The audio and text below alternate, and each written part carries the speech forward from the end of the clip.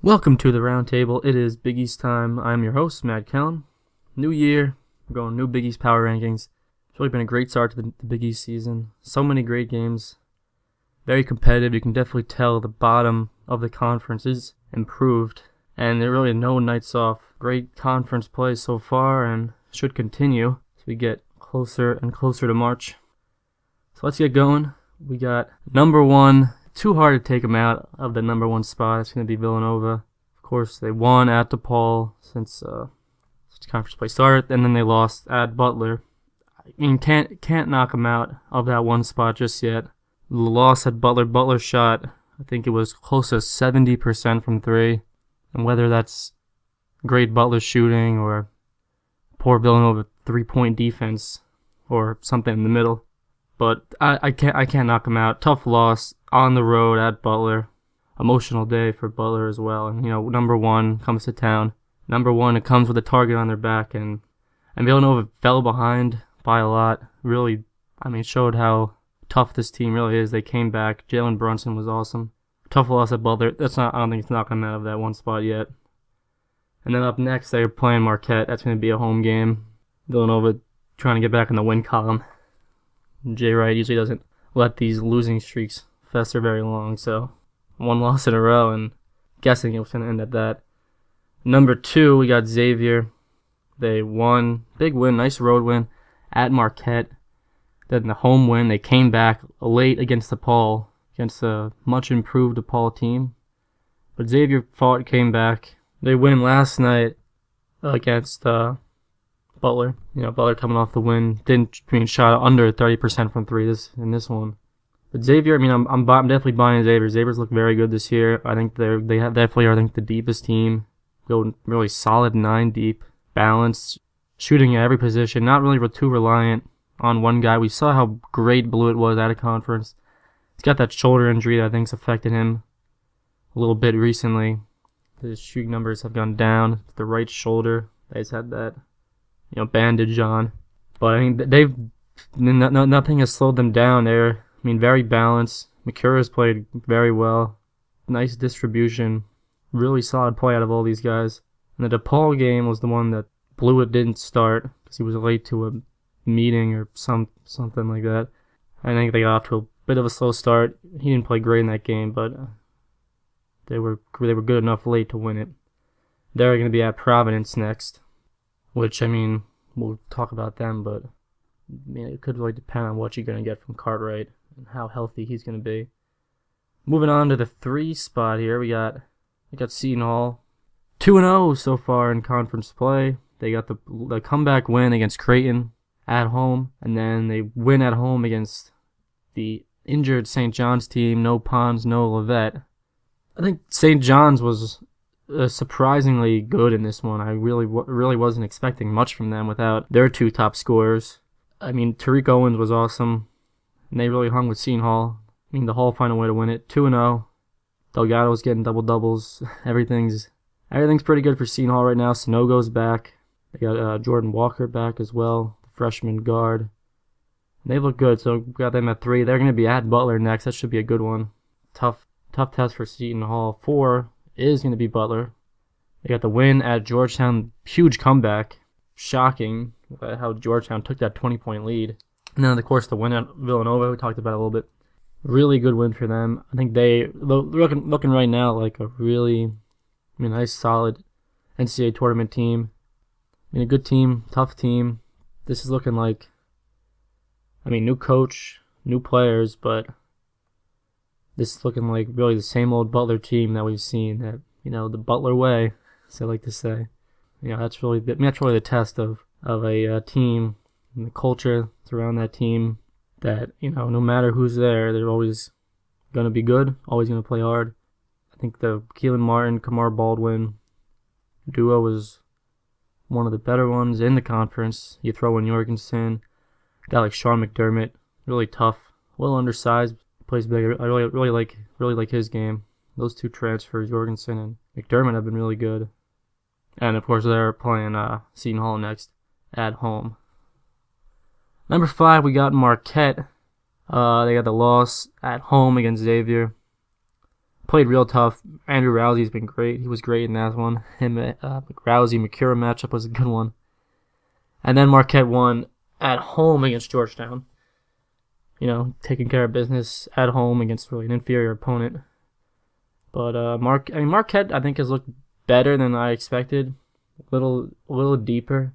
I think it looked like early on. I think it was going to be really Howard and Rousey, which it is. I mean, that those two really driving them in the backcourt. But you got different guys have stepped up. Sam Hauser's been really good. Harry Froling, sophomore, he's been good too, giving them something.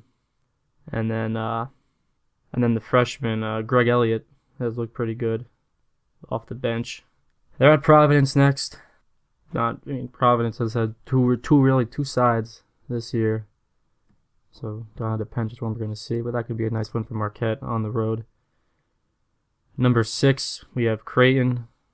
Really the biggest, I think, fallers from last power rankings I did. Creighton was 4, and we got them at 6 now. They had the loss at Seton Hall, which, great atmosphere at the Rock in Newark, but Creighton was up big in that one in the first half, double-digit lead, I think, going into halftime, like right around 10 or 11. And then probably a game they should have closed out.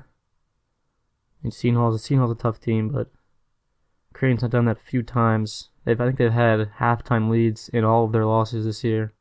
But they came back. They won at home against Providence in a game that Kyron Cartwright didn't really play that much. And I think, he did roll his ankle in the game. It's been the ankle that's been bothering him. But he didn't play a lot. Wasn't too effective when he was in. And, Providence really needs him to really facilitate their offense. Creighton got the win. Got to give them credit still. They're up against St. John's next. Loss out of Seton Hall, win at home against Providence, kind of what you would expect from Creighton to start the year. So nothing, they haven't played poorly, but kind of with that first half lead against Seton Hall, you would have, from Creighton perspective, liked to see them close that one out, especially with their second half struggles in losses. Moving on, number 7, we do have Providence. They won at St. John's. That was the game that Cartwright had went for 21 and 15. Providence made 16 threes, I think. 16 for 30 from 3. That was the good Providence. They won by 20 on the road at St. John's, a good St. John's team. But then we saw them go to Creighton, and they didn't have it really at all. Nate Watson kept them around in that one. And he's been a pleasant surprise. I think his post-game inside has been really good. But you don't want to have to rely on, Watson to score a ton of points inside. And then, Cartwright only played about 20-something minutes, I think it was 22 in that game. They need to get healthy. I think that's the bottom line for them. Alpha Diallo's been back. He's been healthy. He's playing well. Diallo and Watson both look good. Against Creighton, Bullock struggled. Didn't do much, really at all. They lose by 20 at Creighton. But two road games in the conference. They go 1-1. It's not terrible. They're home against Marquette next. Moving on, we got 8. We got St. John's. 0-2 to start out conference play, and they had the big loss against Providence. Providence shot so well. Cartwright was great. Diallo, everyone really played well for Providence. Put up 94 points against what's been a really good St. John's defense with Tariq Owens inside. Almost had 4 blocks a game. And then they lose at Seton Hall, which you kind of expect on the road against a better team.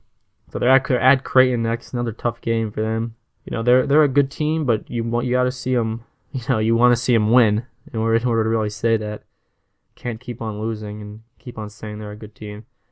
But I think they are a good team. I think they're going to rebound. And the big thing I think right now is just getting Pons and Levette healthy. Levette's been out, 8 games at least now, 8 or 9. Pons has now missed, I think, just the last game against Seton Hall. But they played well without both of them. Yeah, Pons missed the last game. Without both of them, they played well, and they put up a lot of points against Seton Hall. I think Seton Hall was just a little better. I think, if Pons or Levette played, they could have definitely won that game on the road. That's just 2 big injuries there. Number 9, we got Georgetown. I mean, I wanted to put DePaul here, but of course Georgetown won at DePaul last night. So Georgetown loses to Butler. They had the huge lead. They blow it, and they lose in double overtime, and then they lose to Marquette. And then, of course, the win at DePaul. I mean, it's really Derrickson and Govan have looked really good. And, the guard play has been good enough to get by. But they've been able to win some games against everyone knows not a great schedule they've played, but 1-2 in the conference. They win at DePaul. DePaul's not really a tough place to play, but nice to get a road win for them. DePaul, I wanted to put them ninth, but they won and they had to lose at home to Georgetown, so kind of had to switch those two. The loss at home against Villanova, they put up 80 something points on Villanova. Villanova's defense hasn't looked as good as it's been the last few years, but still impressive from DePaul. The game was a blowout, but they did keep it kind of close. And then they had the huge second half lead over Xavier, and they wound up blowing it. So they lose at Xavier. Tough start to the conference, the Villanova and Xavier. See, two kind of tough losses. I think Xavier is definitely a tough loss on the road. Real tough loss, especially, a game they kind of should have won. But, then you kind of want to see them put it together and win at home against another cellar dweller in the Big East, which was Georgetown. They couldn't put it together. Down by 7-10 really the whole game, and then they lose. You want to see them put up a little better of a fight. So they lose at Georgetown. They're at St. John's next, and that's gonna be it. 1 through 10, we got Villanova, Xavier, Seton Hall, Butler, Marquette, Creighton, Providence, St. John's, Georgetown, DePaul. Thank you for listening. This has been Big East Time. My name is Matt Kellen. Thanks. Thank you very much for listening. This has been RoundTable Time. Remember, there's always another seat at the round table, so please like, comment, subscribe, and share, or you can find us on Twitter at RoundTable Time. Thank you.